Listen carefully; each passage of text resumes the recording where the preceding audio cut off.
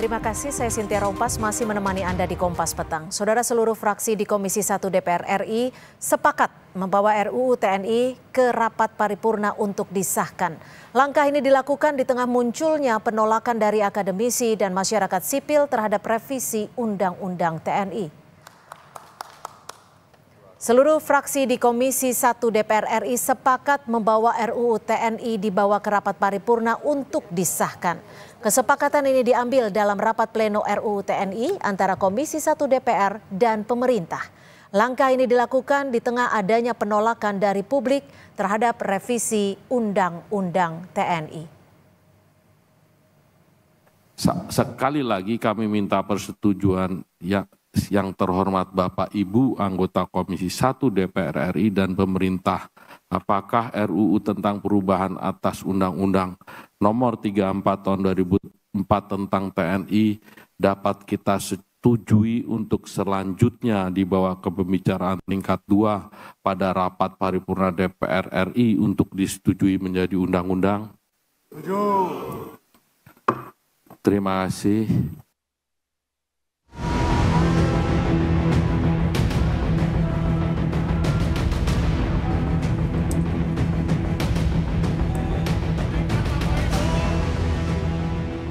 Dilatih, dididik, dan disiapkan untuk perang, bukan untuk fungsi non-pertahanan seperti duduk di jabatan sipil.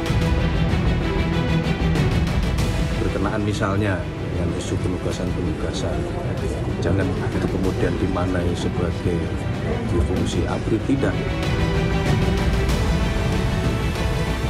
Di tengah penolakan masyarakat sipil dan akademisi terhadap revisi Undang-Undang TNI, Komisi 1 DPR RI bersama dengan pemerintah telah menyepakati revisi Undang-Undang TNI dibawa ke rapat paripurna DPR besok untuk disahkan. Koalisi masyarakat sipil yang mengkritisi revisi Undang-Undang TNI tidak hanya mengeluarkan petisi, tapi juga bertemu dengan Wakil Ketua DPR RI Sufmi Dasko Ahmad dan Ketua serta anggota Komisi 1 DPR untuk menyampaikan secara langsung alasan penolakan mereka.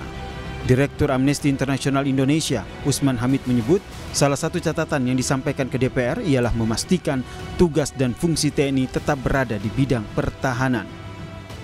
Pasal 39 bahwa TNI dilarang berbisnis, dilarang berpolitik praktis. Juga pasal 47 tadi Pak Anton Soekartono menegaskan kembali harus mengundurkan diri atau pensiun dini untuk jabatan-jabatan sipil yang tidak dikecualikan di dalam undang-undang.